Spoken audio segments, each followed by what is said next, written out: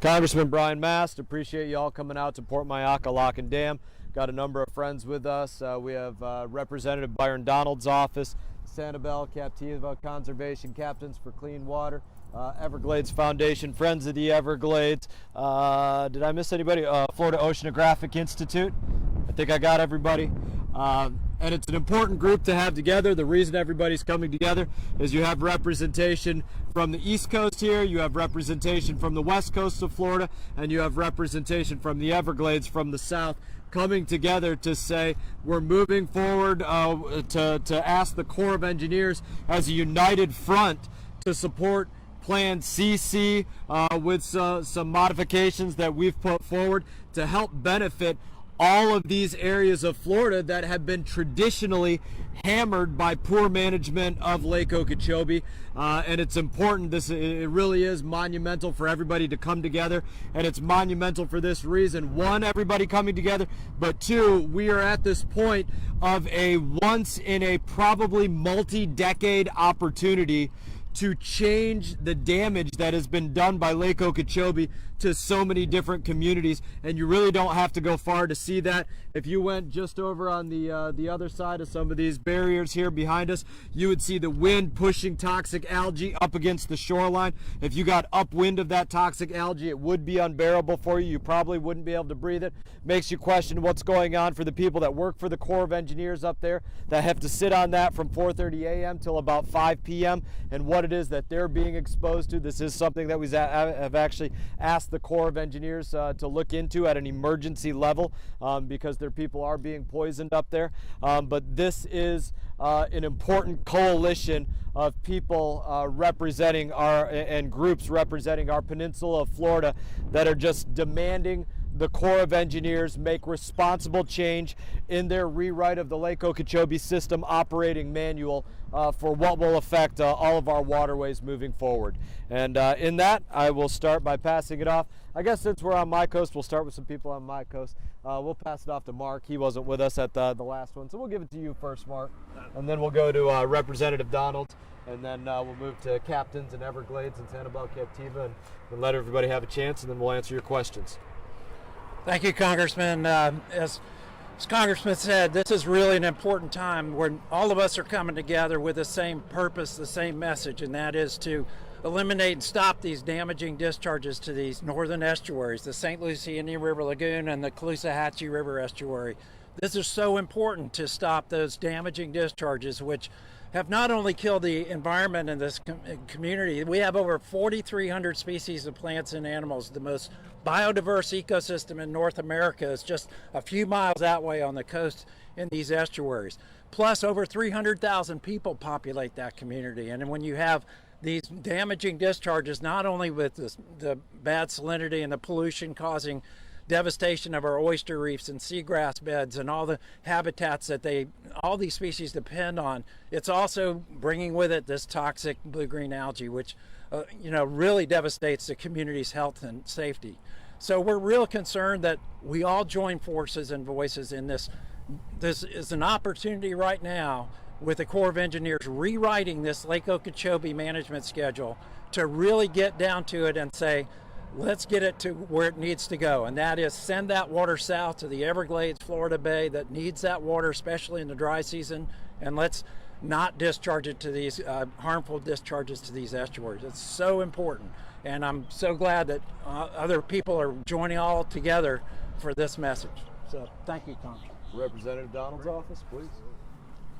Thank you for having us. Jesse Purton from Congressman Byron Donald's office. He's actually down at the border today, but this is something that we were talking about late into last night and early this morning as well.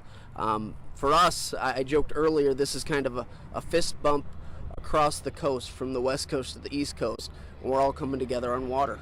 This is the first time specifically that we've gone forward in regards to a LOSA model that would be advantageous to both coasts. And for our coast, it's very significant that we're actually going to be being measured from S79 and that the flow rate is going to be capped at a palatable level for us. So for us to be able to get the things that we want and at the same time be working in conjunction with the East Coast, instead of doing it how we traditionally have, where it's East Coast versus West Coast, doing it together is really a very positive and exciting thing for the water world, and we're excited to be here. So thank you. Thank you. Go for it, Cap. If you want. Yeah, so thanks y'all for being here today. Super exciting that we've got all of the stakeholders, the East Coast, the West Coast, and South, the Everglades, all coming together to unify around this.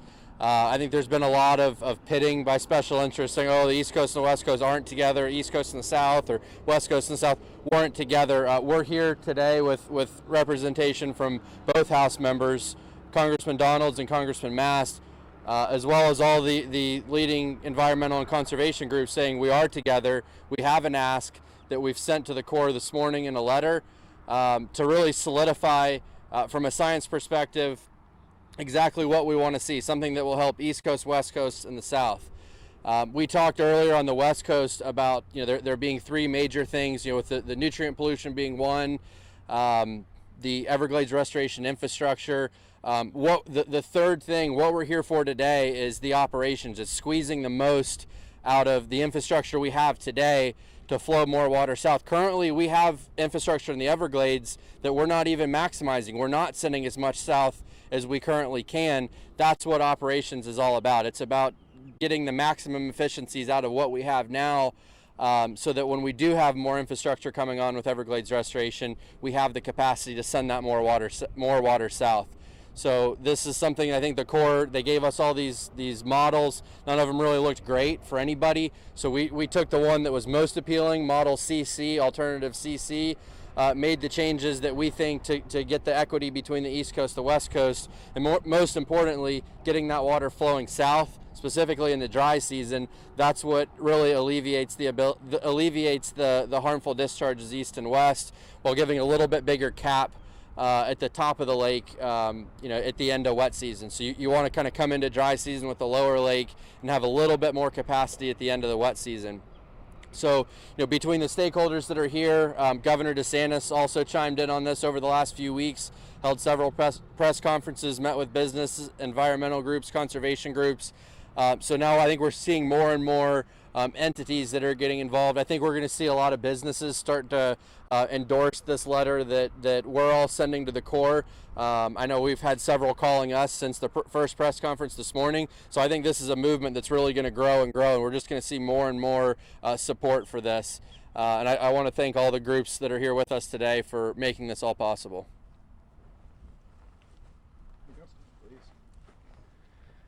Steve Davis, Chief Science Officer with the Everglades Foundation. We're proud to be here with Congressman Mast and Congressman Donald's office and these groups in a unified position for a balanced plan to operate Lake Okeechobee. Fact is, the lake has never been operated in a balanced way. As long as we've been managing water, this has really been a lake that's managed really for an agricultural water supply that we all suffer from. The discharges to the east and west coast, the lack of fresh water going south to the Everglades. With the Lake Okeechobee System Operating Manual process, we have a unique opportunity to change the way the lake is managed in a way that's more beneficial to all of us in South Florida. What that entails is cutting those harmful discharges to the east and west coast. The way we do that is allowing the lake to rise a little bit higher in the wet season. We now have a repaired Herbert Hoover dike. We can do that. It also entails sending more of that water to the south, especially in the dry season. And it's not by choice. It needs to be an environmental demand from the Everglades for that water in the dry season. Not unlike the demand for sending water to the west coast during the dry season. That water is needed to maintain that salinity balance on the west coast.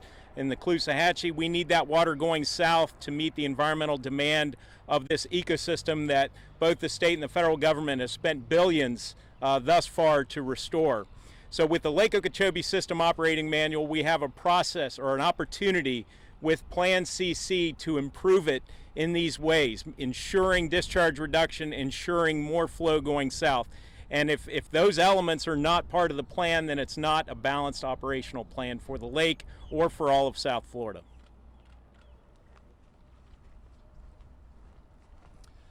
Good morning. I'm James Evans, Environmental Policy Director for the Sanibel Captiva Conservation Foundation. I'm proud to be standing here alongside representatives from Congressman Byron Donald's office as well as Congressman Mast and all of these great environmental organizations that have been working very hard to restore both the Everglades and the northern estuaries. This plan as proposed will finally eliminate the estuaries being the relief valve for the entire water management system. This is critical to restore that balance that's needed. The Army Corps of Engineers is going to have a tough job, and it will be incumbent upon the Corps to ensure that they balance the needs of water supply and flood control with the needs of the natural systems to ensure that both the heartland communities as well as the coastal communities thrive as a result of this new lake schedule. So we're excited to be standing here today, and we look forward to working with the Corps on developing this new lake schedule. I am Eve Samples, Executive Director of Friends of the Everglades. When we were founded by Marjorie Stoneman Douglas in 1969, she recognized the entire system of the river as the river of grass. That isn't East Coast versus West Coast, it's an entire system. And what's good for the East Coast is also good for the West Coast. That means sending more water south, particularly during the dry season. So we're here today with our allies from both coasts because there's a full-blown toxic algae crisis in the state of Florida. There's a bloom spanning hundreds of miles, hundreds of square miles on Lake Okeechobee. There's proven toxic algae in the Caloosahatchee estuary. The Pahokee Marina was ground zero for a bloom that was 100 times more toxic than EPA limits. And the city of West Palm Beach now has its water supply tainted with toxic algae. So we need every responsible agency to act with urgency. We're here today talking primarily about the Army Corps of Engineers. The state of Florida also has a role to play in this. And with respect to the Army Corps of Engineers, we need a new Lake Okeechobee management plan that prioritizes human health, protecting people from toxic algae over irrigation of large industrial farms south of the lake. It's a no-brainer, it needs to happen. And it's not just about the environment, it's human health, it's the economy, and it's the protection of all Floridians. So this is long overdue. As Steve said, as long as we've been managing the lake, we've been managing it in an imbalanced way. We're here today to ask the Army Corps to embrace Plan CC with some really important improvements to it so that we can have a better future ahead. Thanks. We're happy to take your guys' questions if you have any or need any further explanation of what's going on with the plans or variations on them. Happy to discuss it with you all. Congressman, for the folks at home or at work today who aren't well versed on the LOSM process or Plan CC, what is it about this specific plan that you'd like to relay to those that might be hearing about toxic algae in their waterways that aren't really familiar with the system of Lake Okeechobee? Yeah. Well, that's an important thing to talk about because we're all aware of how many people are moving into Florida that maybe were not here for what happened in the summer of 2016 or other summers where you had toxic algal blooms, and that's the operative word, toxic. It's not harmful, it's toxic. EPA said it's toxic at 8 parts per billion just this year before even getting into summertime, not even into summertime yet, and the heat where it really blooms bad. Already measured at, I believe, 860 parts per billion in the Pahokee Marina. Very bad algal blooms out here as well, and other places. It's a literal threat to human life, to the threat of Alzheimer's, liver failure, kidney failure, respiratory issues, you name it, and even death if you drink enough of it. That's the seriousness of what we're talking about here. In that, the plans that we're pushing call for a number of different things. We look at this by number. How many cubic feet per second are you getting to different places? For our East Coast here, we want 0. It's a goose egg. We know exactly what we want. We don't need any water out of Lake Okeechobee coming into our coastal estuary. For the folks on the West Coast, they want measured at their S80 lock or their S79 lock and dam. They want measured at that point a minimum of about 700 cubic feet per second and no more than 2,100 cubic feet per second in order for them to have the appropriate ecology that they want for their coast. We need guaranteed minimums during the winter months to the south, to the Everglades, that they're not guaranteed at this point. And we all need to be guaranteed that if the lake is at a toxic level, that is to say the EPA says that blooms are testing over 8 parts per billion, then we not get dumped toxic water on top of us. And that's something that we also need the state to play an important role in by writing enforceable limits for the nutrients that go into this lake, which is what creates those toxic algal blooms. And these are the things that we're looking at. The Plan CC specifically would largely make sure that we get all of those things and are not put into a danger situation unless the lake is getting above a level of about 17.5 feet. Congressman Mast, the Army Corps of Engineers has said on the record a few times that obviously they're still working out the LOSUM process and it might be 2022 before they make the plan. But they're saying obviously at this point there is a possibility water will be coming east from Lake Okeechobee as part of their plan. And they say, well, they have to take all the stakeholders into account. What would your response be to the Army Corps of Engineers saying, well, water might still have to come east, but that's because we have to listen to all of our stakeholders? What's your response to that? The response is very simple. For our coast, we won't be poisoned. You might want to give water to other places, but never in the name of giving water to somebody else do you have the right to poison us. And that's literally the conversation they were unwilling to have in the past. They wouldn't acknowledge in the past that it was poisonous, that it was toxic, and they can't deny that anymore. They've been forced to acknowledge in hearings in Washington, D.C. on Capitol Hill that they have knowingly discharged toxic water into our communities, and the answer is we will not take it. I've made this commitment. If they tell us they're going to dump water on our community, I will take my rowboat and I will be anchored to that lock and dam so that they physically have to sink it with me in it in order to start dumping that lock and dam. And that's not hyperbole. We're not going to be poisoned.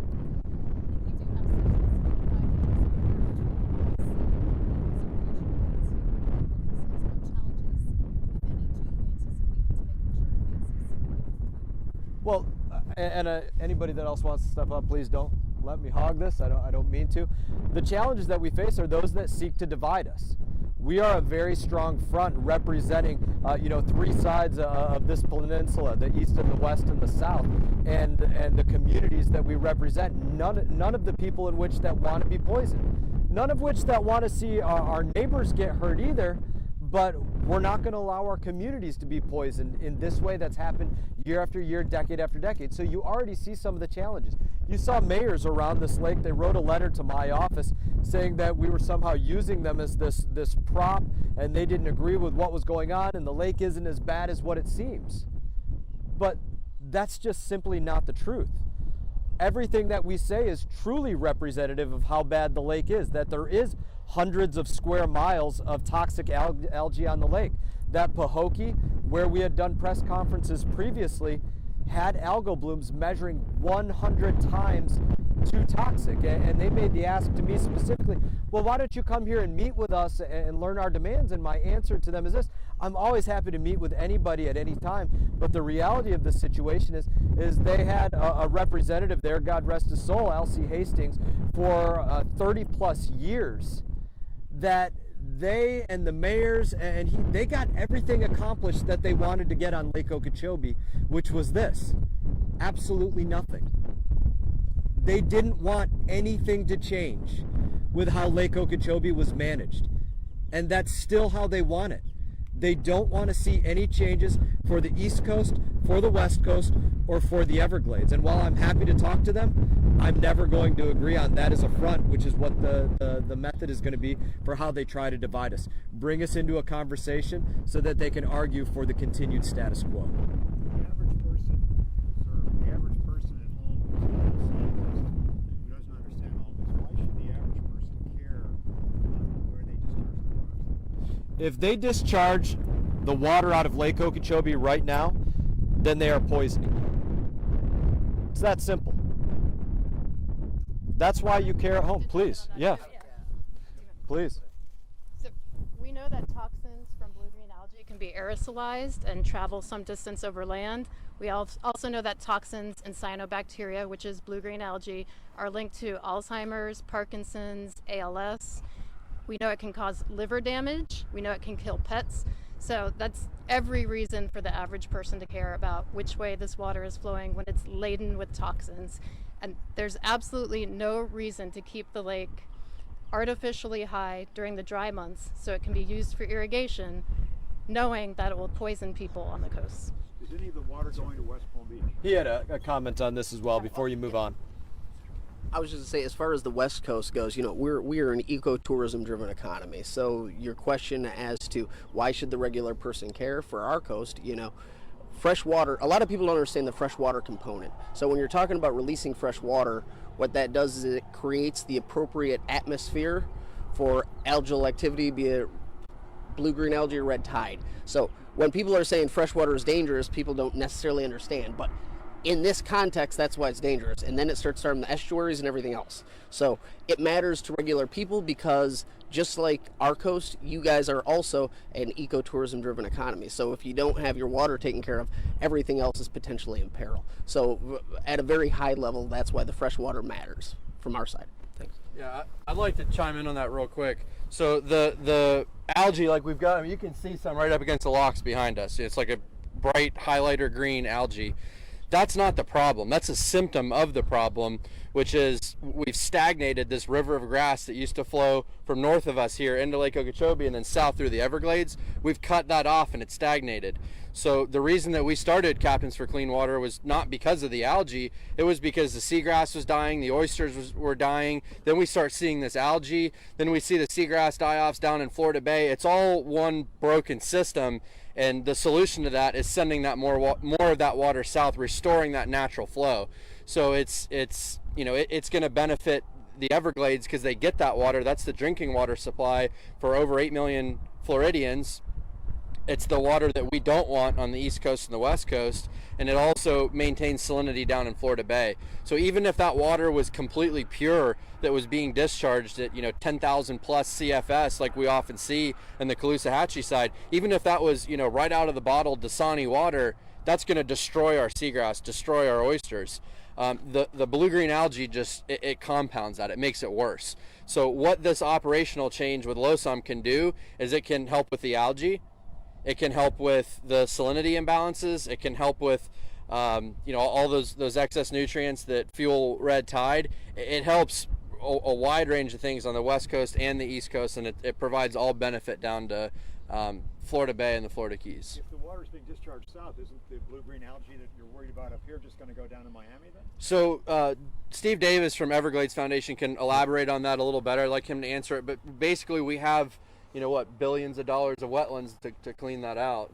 Exactly. Everglades restoration is mostly infrastructure that allows us to send more water south. So having an operational plan that's compatible with that, sending water south, not only helps to cut these discharges greatly, but it also restores this ecosystem all the way down to Florida Bay and the Florida Keys. So we're talking about 100 miles to the south that benefit from sending this water to the south. And Daniel mentioned the water supply for the lower East Coast, southern Palm Beach County, down through Broward, Miami-Dade, all the way to the Florida Keys. Their primary water supply is directly underneath the Everglades and recharged by that ecosystem.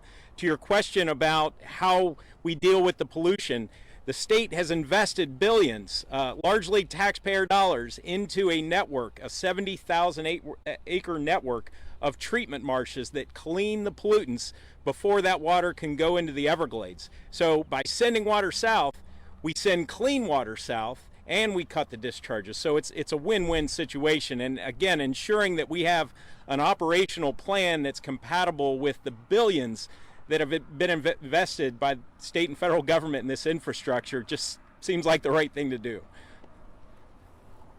I think you were asking about West Palm Beach and their water. Is some of this water that you're concerned about with the algae-laden water, is that winding up in West Palm Beach or Wellington or Jupiter, places like that? So West Palm Beach, there's a drinking water supply there known as Grassy Waters. It's surface water, drinking water supply out there on North Lake Boulevard. The backup to that is the lake. That's where it's getting its water flowing in from. We've been asking that question for years because they do have standards as well for what can go in there in terms of nutrients, because that is drinking water, a higher standard than the zero standard that exists out here right now.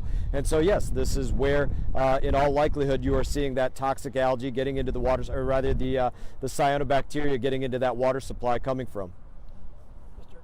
Please, Mark. Just on the water supply issue too, you got to remember the three structures that dump to the south particularly are run by the Water Management District, but the two operational east and west And the one, C10A, which actually goes to the L8 Canal down to Palm Beach, is also connecting the lake down to that water supply. But let's remember that Lake Okeechobee is a Class 1 water body. It's a drinking water standard supply. And we have let this lake diminish to unbelievable depths to where it's not a drinking water supply. The only one left on pulling actual water supply out is the city of Okeechobee on the north end. And a couple of years back, they had a huge bloom that was happening up in that area. I contacted the utility director, and they go, oh my gosh, we've got a toxic algae right at our intake structure for our city water supply. So let's not forget that Class 1 water, Lake Okeechobee, should be drinkable water standard. Congressman, throughout the month of May, you were repeatedly urging top Corps leadership to visit the Lake O system. Why is that an important step for you to get boots on the ground here? Well, the Corps of Engineers, they decide when they pull the lever to send water in different directions. They manage it coming from the north to the south, and how much goes down into the Everglades, how much goes east and west. They measure it by cubic feet per second. It's not something that just happens on accident. So if those that are in charge, whether on the civilian side or in uniform on the military side, are not laying their eyes on to what toxic algae actually looks like, or what happens to the East Coast estuary or the West Coast estuary or the Everglades when it's dried out, and others, if they're not actually experiencing that, then they can't appropriately go out and advocate for what needs to happen with the change in the system operating manual for the lake. And that's why they need to be here. We were here about a week ago with some of the senior leadership from the Corps of Engineers directly on the Port Myakalacan Dam here, at a time that it was literally so bad that the leadership came away saying they were worried about their staff that's forced to be out there from 4:30 a.m. to 5 p.m. I think while everyone's together, it might be helpful if everyone who's spoken can say, and I know some people have said their name and title, but if everyone else can say their name and title, if you haven't already said it, just for us, that'd be very helpful since everyone's together. Brian Mast, representative of Florida's 18th Congressional District. Jesse Purdon, district. And we just want to make sure we got our spelling right there. Yep. Jesse Purdon, Jessepurdon, and I'm the district director for Byron Donalds. On the Army Corps, I just wanted to say that we did speak with Colonel Kelly last week, and I actually spoke to him for a while this morning on the way over here to let him know what was coming, so they weren't blindsided. We're a good partner. We want to work, well with everybody. We're not here swinging on anyone. We just want to make sure that our coast is finally getting the shake that it deserves. So once again, Jesse Purdon, Congressman Byron Donalds' office. Purdon. Here, I'll give you a card. Yep, I got you. Thanks. Yeah, Mark Perry, the executive director of Florida Oceanographic Society. What's your last name, sir? Mark Perry, Perry. Mark with a K? Mark with a K, thanks. James Evans, JAMESEVANS, and I'm the Environmental Policy Director for the Sanibel Captiva Conservation Foundation. Daniel Andrews, DANIEL ANDREWS, co-founder and executive director of Captains for Clean Water. Eve Samples, executive director of Friends of the Everglades. It's EVESAMPLES. Steve Davis, Chief Science Officer with the Everglades Foundation. He's a doctor too. PhD. Dr. Steve Davis. Congressman Mast, can I ask you one more thing? Yeah, I don't mind stepping up on subject or something else. on this? Yeah. On this? Yeah. If it's off subject, not everybody likes to get roped into other things. So Thank you. you're welcome. Yeah, please, So, by all yeah. means. Thank you. Are you sort of frustrated? It seems like you've been beating this drum for a while, and the Army Corps kind of, my understanding, hasn't done a whole lot here. Does it anger you what they're doing, or how do you feel? Yeah. There's many that have been beating this drum far longer than I have. But yeah, it's frustrating. There is a willful ignorance that goes on with the Corps of Engineers and many government agencies. And I don't say that because it gives me pleasure. I sit on the Committee of Transportation and Infrastructure, subcommittees of Water Resources and Environment, Coast Guard and Maritime, and I've had many, many hearings with the Corps of Engineers. And some of where we got to today started with the Corps of Engineers sending me down wild goose chases, you know, saying, well, you know, listen, I'm not a scientist. I can't tell you if the water in the lake is toxic or poisonous. Okay, who would you listen to? Well, I might listen to the EPA or NOAA or this and that. So we chased that down, and we got the EPA to say, okay, we have this bacteria, this algae out here. When is it toxic? When shouldn't we get into it? And after the EPA set forth that standard of 8 parts per billion because they sent us down that wild goose chase, that they never bothered asking the question before if they were hurting people because they didn't want to know the answer, then after that they were forced to acknowledge, yes, sorry, we've been poisoning people for the last however many years every time we send you that toxic algae. That's frustrating to think that the people in your community have been poisoned. I think about this like the 9/11 pile, you know, where you have people coming forward 10, 20 years later that have, you know, all of these respiratory issues and things like that. What's going to happen to the people that were working at the lock and dam, or the people that lived on top of toxic algae for these years? You know, are they going to come forward in 10 years with this really high incidence of Alzheimer's or liver failure or kidney failure and other things, and the government didn't bother asking? That is a really frustrating thing. And at its most basic level, the government should be able to say, I won't poison you. I think that's just a basic level of good governance. So.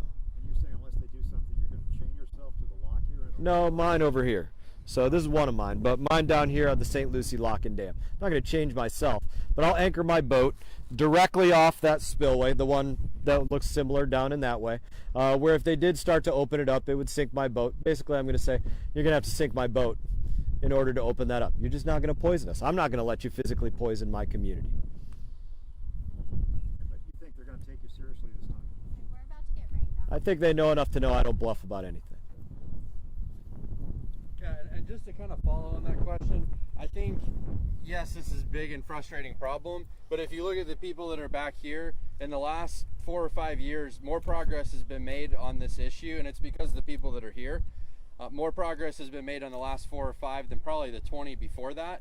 So I think it is really important to recognize that, yes, it's frustrating. Every one of us, I mean, who doesn't go home frustrated at least a couple days a week from work? But progress is happening, and if we keep the pedal to the floor, I think we'll see that progress happen even faster. So we're not by any means giving up hope. I just wanted to clarify that. I know you're about to get rained on, so I'd just say this about all of them and so many others. They're out on the lock and dam. They're doing marches. They're on the bridges. They're at Rivers Coalition's meetings. They're on calls with the Corps of Engineers. They write letters, write emails, do phone calls, everything else on a constant basis.